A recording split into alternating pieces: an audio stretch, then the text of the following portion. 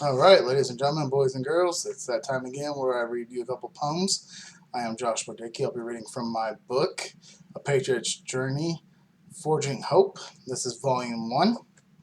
So today's poems are going to be a little bit different, just because they actually start adding in um, spouses, because as everybody knows that they're just as important as the actual military fighter himself. Because without them, you won't feel safe and secure of leaving your household, your kids.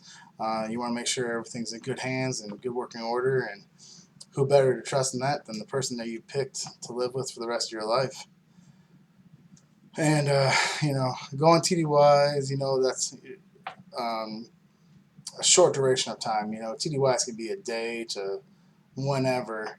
But I never counted my TDYs as a deployment. I know there's some of you guys that do, but I never did because I actually went on a bunch of combat deployments. So I just kind of rate them a little differently. Um, Keep in mind, there's nothing wrong with being deployed or going TDY places because you gotta get your training in, you gotta do your stuff, and if you just happen to be fortunate and lucky to go to cool places, well, good. I'm jealous. I never got to do any of that. Um, but anyways, our spouses, regardless of when we leave our houses, regardless if they're male, female, whatever, they're in charge, and we have to trust them to do what we will have them do when we're not home. And and for some people, that added responsibility becomes a little much. But for others, that's probably the household would ran a lot smoother if the other person was in charge the whole time. But that's here nor there. But I'm gonna read you. It's called the first poem is called War. It says the military man was set to deploy. His wife, now 7 months pregnant, is robbed of her joy.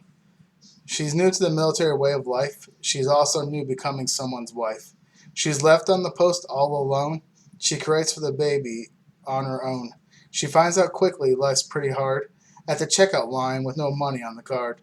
The baby's growing big and she is has bad mood swings. You'll see she's going into labor and her husband's not in sight. She has to push and push with all of her might. It's a girl to surprise. She has the prettiest brown eyes. Now alone, with a new baby in tow, she has to figure out which way to go. She stays on base for a few more weeks until the lonely and desperation peaks. Soldiers come to her house with bad news. It's the songs are made of that give you the blues. Her spouse was killed in action.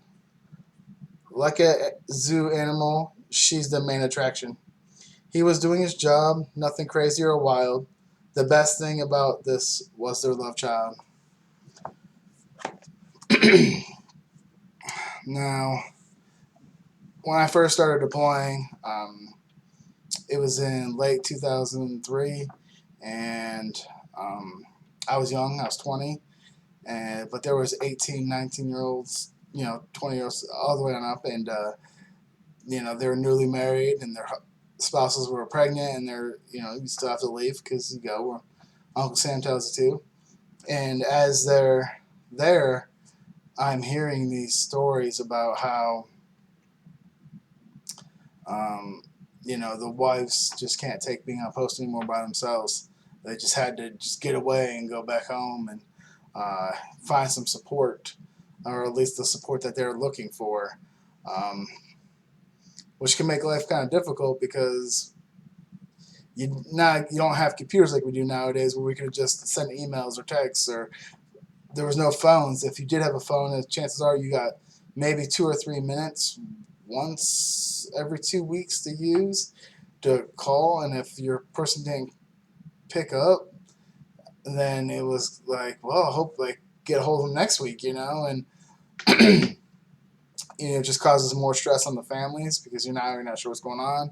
You want to check in to see how your family's doing, how your wife's doing.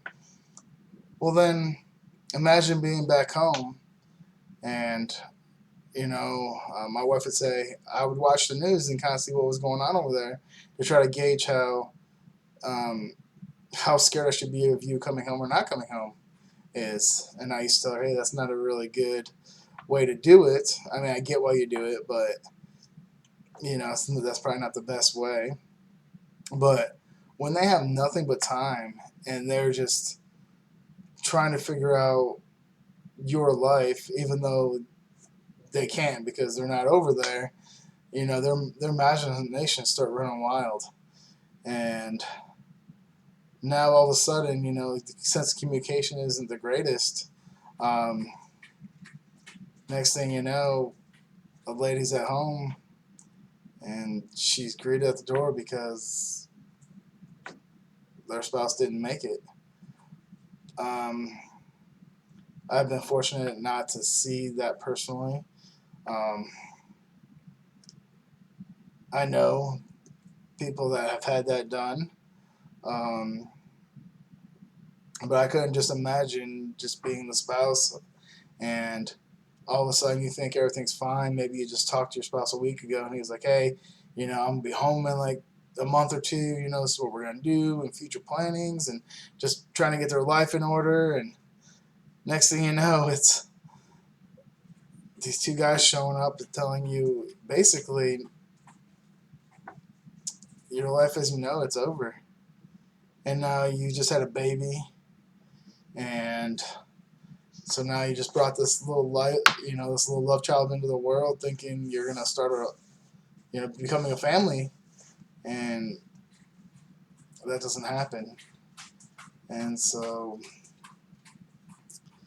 it's all about how you handle it and the support that's given to you, and just um, the guidance. I mean, if you catch it early enough or catch them early enough, to help them go down along the right path, chances are they're going to be fine. They're going to do all right.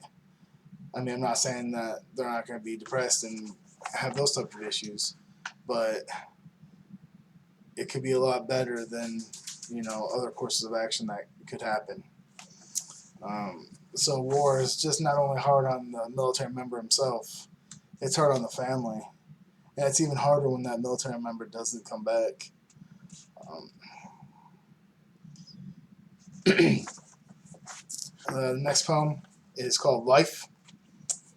And it says, whoever said grown men don't cry, those people are liars, and I'll tell you why. If you ever cared about someone and let them go, that's a deeper love than most will ever know. There seems like a hole there is no way to fill. No matter the things they try, there is no pill. You begin to torture yourself with all the regret, thinking of missed opportunities you should have done them, I bet. I know it is sad because they are gone. You're still here, chances are they want you to move on. With no fear, there's no way for you to undo the past. Death is forever and ever. It will last. The only way for you to forgive and move on, remember it's always the darkest before the dawn. Even though their life is over and laid to rest, doesn't mean they didn't expect you to do your best. So if you are true to yourself and let those emotions flow, it is up to you which way they will go. Cry, laugh, scream, and shout. That is what life is truly about. So life is just about living. There's no magic pills that can fix things. So if you're battling depression or you're battling PTSD, there's no magic wand. They can't just all of a sudden say, "Oh, hey, here you go," and everything's good. It just life doesn't work that way. And if you're gonna do things you regret, then it does bring sadness. But keep in mind, there's also forgiveness. You can forgive yourself for the things that you didn't get a chance to get around to doing. I know that's some of the hardest advice to hear because you so badly want to just go back and change the way you did things, but you can't. There's no backspace. I mean, opportunities missed are opportunities missed. You can't compensate for something by doing something else. All you can do is start anew and realize that you have to take it from the moment that you're starting at. You know, don't think, oh, hey, I'm going to do all this because it's going to compensate. Because as people know, there's no compensation in life. I can't give you an extra month of life and think that it's going to make up for the month of life I took from you. Or you're deployed for a year, you come back and now your baby's a year old. You can't get that year back. The baby's not going to instantly go back to being a day old and then all of a sudden learn how to do all this stuff over again. It's missed. And the only thing you could do is realize it's missed, accept it, and keep moving forward. Because if you're just going to dwell on it, it is going to drive you crazy because you cannot get that time back. So your best bet is just to stop thinking you can, because you can't. And don't think if you do something for somebody else, that's going to compensate for somebody else as well. Like, oh, I'm really going to invest in this person because I really neglected this person. It doesn't work that way either. You know, it's nice that you're investing, but at the same time, that person that you neglected still needs to know that you're still there and still support them and still love them, or whatever the case may be. You know, because like I said, you can't compensate. It just, life doesn't work that way. Sorry to tell you, but it doesn't.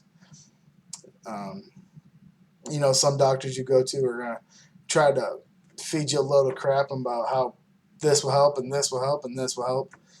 You know, they're guesses. Not all drugs work the same on everybody else. What works for me maybe won't work for you. You know, and people have to keep that in mind too. It's not a one size fits all. You know, it's doctors are just guessing. Hey, and that's why they always start you off at low doses. Hey, let's try this drug, because you guys need to understand that they're trying. It's just a trial thing. So rather than just jump right into meds or jump right into things, I mean, if it's life or death type stuff like um, high blood pressure meds and stuff, yeah, you're gonna have to take those because that's literally a life or death thing. But other things, a lot of times, getting sunlight can help raise your depression. You know, getting that vitamin D. I mean, there's other vitamins that you could take that your body's lacking that's probably making you in a certain way or a certain mood. You know, try to get consistency in your life. Try to put yourself on a schedule. Most problems people have with sleep is that one day they're up till 3 in the morning, the next day they're only up till midnight, the next day they're up till 2 in the morning. And it's like, hey, try to go to bed at like 10 every single night, and eventually your body's going to say, hey, at 9:30, 10, you're tired. You're ready for bed. Um,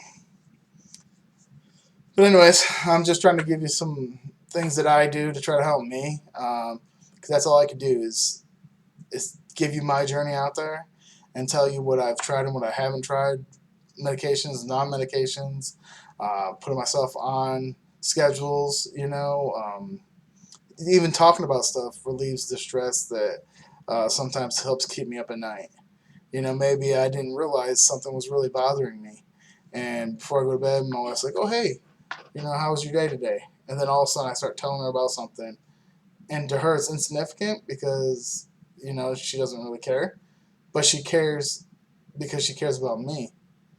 So she'll listen to me drawing on about how, you know, this type of gun does this, or, you know, this type of bomb, you know, has this type of foot pattern. Um, just because she wants to hear about me and she knows I care about stuff like that, and because it helps save other people's lives. Um, but just trying to give you guys all the information I know, and I'm hoping that you guys take it to heart and just hear what I'm saying, because I'm trying and I want to help everybody, or help the most people I can, because I do care. Um, so I just want to thank you all for listening, and I'll have more poems tomorrow.